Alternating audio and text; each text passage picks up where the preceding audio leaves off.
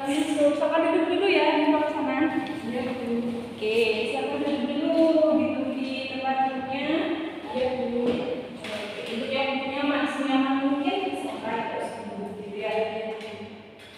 Oke, Alhamdulillah saya, Bu. udah. Tadi sebelum kesini dari mana dulu? Dari kelas Bu langsung ke sini. Oh, tadi ada pelajaran. Ada Bu pelajaran yang Bunita. Bila hadir. Enggak Bu, kosong. Tapi diberi tugas. Gitu ya. Mungkin ada ikut pelatihan soalnya beberapa ibu guru itu ikut pelatihan di Bangkok. Iya, Bu. Mbak Afia itu kakak ya? Iya. Panggilannya biasanya dipanggil Mbak Mala. Iya, Bu. Maaf, soalnya saya sering dengar pernah ikut cerita Mala gitu. Iya. Kamu kelas berapa? 9A, Bu. Oh, 9A punya hadir itu ya? Iya. Betul berarti. Oke, kalau boleh ibu tahu maksud dan tujuan Mala itu datang ke sini. Ada yang ingin saya sampaikan kepada Ibu. Ada yang ingin disampaikan. Jadi mau konseling gitu ya? Iya. Oke, boleh. Tapi sebelum itu ditanya dulu, sebelumnya kamu pernah nggak sih ikut konseling? Belum Bu, ini baru yang pertama kali. Oke, berarti belum tahu ya apa sih itu konseling? Belum Bu. Sebelumnya ibu jelaskan dulu. Nah, konseling itu kan suatu upaya memberi bantuan yang diberikan oleh konselor. Nah, konselornya di sini itu ibu dan konselornya itu malah. Nah, dalam konseling sendiri itu menerapkan beberapa prinsip. Yang satu ada keterbukaan, maksudnya itu malah dengan terbuka menceritakan apa yang ingin malah ceritakan ke ibu. Yang kedua kesukarelaan, maksudnya apa? Malah datang ke sini itu dengan sukarela tanpa ada paksaan dari siapapun. Terus yang ketiga itu adalah kerahasiaan, mana apapun mungkin informasi yang malah sampaikan ke ibu pasti akan pegang kerahasiaan malah itu, kecuali malah mengizinkan beberapa pihak untuk tahu kira-kira boleh kok Bu orang tua saya tahu tentang apa yang saya ceritakan. Tapi kalau malah membatasi, ibu juga tidak akan menceritakan ke siapapun. Jadi malah nggak usah ragu-ragu untuk menceritakan ke ibu gitu. Iya Bu, saya sudah paham. Saya sedikit lega mendengar penjelasan dari Ibu. Alhamdulillah. Terus untuk prosesnya, apakah Mala sudah siap? Sudah Bu, saya sudah siap. Karena Mala sudah paham tentang apa itu konseling dan Mala sudah siap, maka boleh Mala untuk memulai menceritakan apa yang ingin Mala sampaikan ke ibu. Tapi sebelumnya ibu mohon izin untuk membawa kertas ini ya. Fungsinya apa sih Bu? Fungsi itu nanti kalau ada poin mungkin bisa ibu catat supaya ibu tidak lupa. Jadi nanti kita mengevaluasi di dalam show yang nanti ya. Iya, silakan dimulai. Jadi begini Bu, kan sekarang saya sudah kelas 9. Nah, dan lagi itu sudah harus mulai daftar ke sekolah lanjutan. Nah, jujur saya di sini tuh merasa sangat bingung Bu. Lanjut. Saya itu ingin sekali masuk di SMK, tapi saya tidak berani membantah perkataan orang tua saya. Oh, jadi menurut yang kamu sampaikan, kamu itu pengen lanjut ke SMK, sedangkan orang tua itu tidak setuju, begitu betul? Iya, orang tua saya tidak mengizinkan dengan alasan mereka itu berpikiran bahwa anak SMK itu kayak nakal gitu loh Bu, sering bolos, suka tawuran gitu. Mereka berpikiran seperti itu sehingga saya tidak diperbolehkan masuk di SMK. Mereka menyarankannya masuk di SMA saja gitu Bu. Oh, gitu. Kalau boleh tahu, misalkan mau masuk ke SMK, itu mau ambil jurusan apa sih? Saya itu kan minatnya itu menggambar Bu, kan bakat saya menggambar. Nah, saya itu berkeinginan untuk mengasah skill dan kemampuan saya dalam menggambar ini dengan cara masuk ke SMK melalui jurusan desain kayak gambar bangunan gitu loh Bu. Iya. Jadi malah punya ketertarikan untuk itu gitu ya. Iya. Oke, terus kalau orang tua malah menyarankan masuk ke SMA itu SMA yang dekat rumah atau yang jauh? Yang dekat rumah Bu. Oh, jadi kalau yang SMK Mala itu jauh atau dekat dari rumah? Agak jauh sih Bu dari rumah. Itu jadi menurut yang mau sampaikan bisa jadi alasan kenapa Mala memilih Mala untuk SMA saja selain karena SMK persepsi orang tua mulai FK itu anaknya nakal, mungkin juga yang dipikir itu jaraknya gitu loh. Nah, terus kira-kira hal apa yang sudah kamu lakukan? Saya itu sudah bilang kepada mereka Bu, bahwa saya ini ingin selalu masuk di SMK karena saya suka menggambar gitu Bu, tapi mereka tetap saja ngeyel gitu loh Bu, saya nggak dibolehin soalnya harus masuk di SMA saja gitu katanya. Tapi sudah dicoba untuk pelan-pelan? Sudah Bu, tapi mereka tetap saja tidak memperbolehkannya. Oke, jadi gitu. Terus apakah kedua orang tua juga seperti itu? Iya, Ayah dan ibu juga sama dengannya? Iya Bu, harus di SMA. Jadi gini aja, di sini ibu itu sebagai pemenang, tidak sepenuhnya membenarkan orang tua, juga tidak sepenuhnya membenarkan kamu. Ibu mencoba untuk ada di dalam antara kamu dengan orang tua.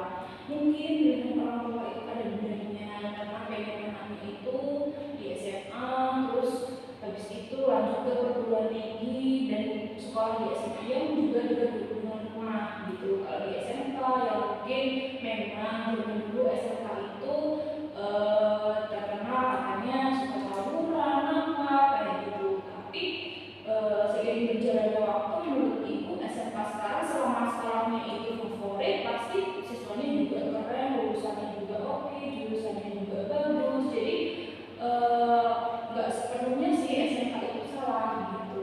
Nah iya Bu, makanya saya ingin sekali masuk di SMK karena kalau dipaksa masuk di SMA saya kan nggak enjoy Bu dalam menjalaninya. Ya betul, memang ya apapun kalau kita melakukan dengan hati kita dan rasa ikhlas itu pasti akan lebih enjoy daripada kita atas pasangan. Terus kira-kira kamu masih tetap kekeh mau masuk SMK? Iya Bu, kayaknya tetap mau masuk di SMK, tapi saya bingung Bu gimana sih Bu caranya ngasih tahu orang tua saya gitu. Kalau gitu kamu sudah tahu belum sekolah mana yang kira-kira akan kamu tuju? Kayaknya di SMK Negeri 2 deh Bu.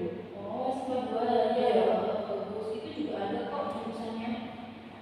Sekarang gini ya, kalau malah masih pengen tetap kekeh di SMK dengan menjelaskan itu sih dulu juga gitu. Ibu kan dulu pengennya masuk ke SMA, tapi orang tua mintanya ke madrasah aliyah ke MA, sedangkan ibu tuh nggak suka di situ.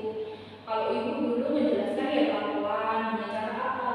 Dengan cara oh ini loh, Bu, tak tunjukin sekolah pilihan itu ini gitu. Terus lulusannya itu gini gitu. Kalau kalau sendiri kira-kira gimana untuk bisa menjelaskan? Mungkin harus dengan alasan yang kuat ya Bu, dengan dasar yang kuat juga. Betul. Jadi rencananya itu saya mau bilang kalau saya itu berbakat dalam bidang menggambar. Nah itu menjadi alasan saya supaya saya dibolehin masuk di SMK gitu. Betul, itu alasan yang pertama. Terus selanjutnya kira-kira kamu pengen gimana lagi?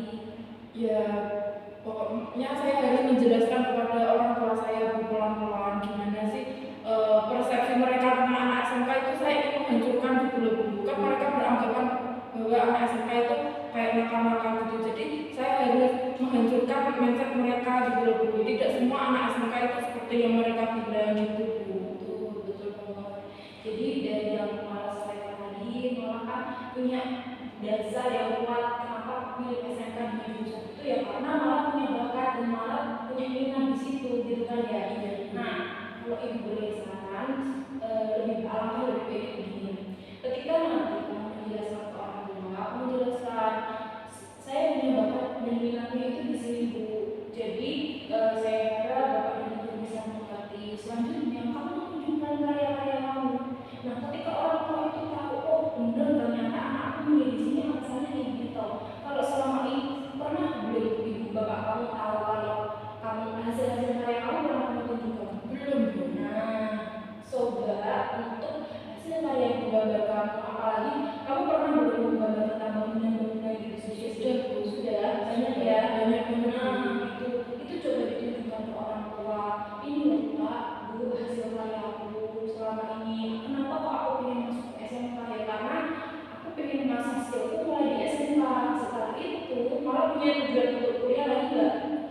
Ya punya sih Bu. Nah, jadi kan kalau